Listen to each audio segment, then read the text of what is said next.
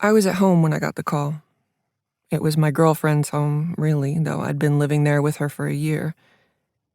Sarah was a dermatologist, a calendar keeper, a salad eater, a former horse girl. The only person I'd ever known whose under-the-sink area was spotless and organized. Every morning I got up hours after she left for work and walked around the house, trying not to nudge anything astray. In the beginning, I thought that feeling would pass, that soon enough I would relax into the house and all its surfaces would feel like mine to leave dust on.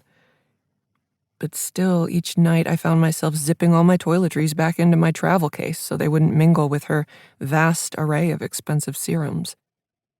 She had a very involved skincare routine, 11 steps at least.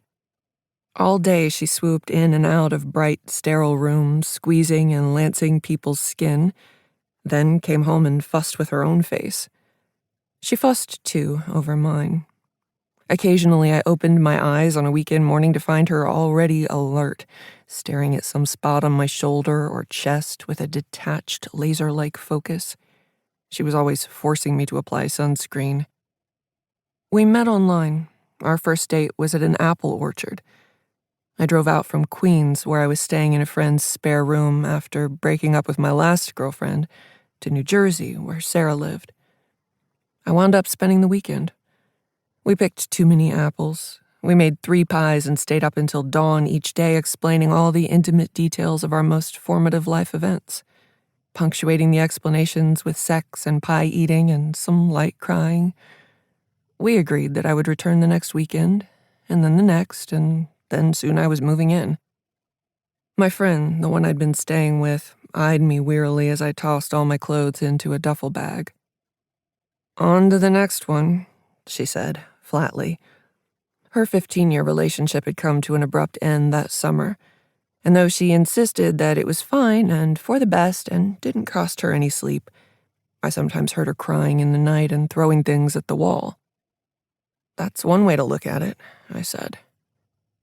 "Well, Jess," my friend rapped gently at the doorframe, surveying the bedroom with a vacant expression, "it was good having you here. I'll come see you still. I'm not going to Siberia." "Not exactly.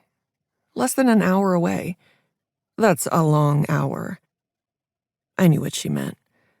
I felt a little bad leaving her alone in the apartment. It was large and drafty, and full of furniture she'd shared with her ex. I felt some chagrin, too, for having come there with so much gusto after breaking up with one woman, only to leave for Sarah with similar gusto 2 months later. In the 10 years since I'd left home, I'd never had my own place. When I could, I gave cash for rent to a girlfriend, or to a friend in the between times. All my things fit into a few bags, a fact that had recently begun to bother me, so much so that I'd actually told Sarah I had a storage unit somewhere out near Philadelphia, where I once lived. And I did have one there for a while, years ago, to stow a mattress and bed frame I'd been given. But I stopped paying the bill and the locks were soon changed. Every New Year's Day, I'd privately resolved to learn how to stay happily in one place for a while. Before Sarah, I'd even made plans to go to Maine. I knew someone there, an older lady named Maria, who'd since retired from the office I worked at and lived down east full-time near her family. She was actually my boss, but she'd always been soft with me, patient with my errors when I was new, interested in my day-to-day. We kept in touch, emailing a few times a year.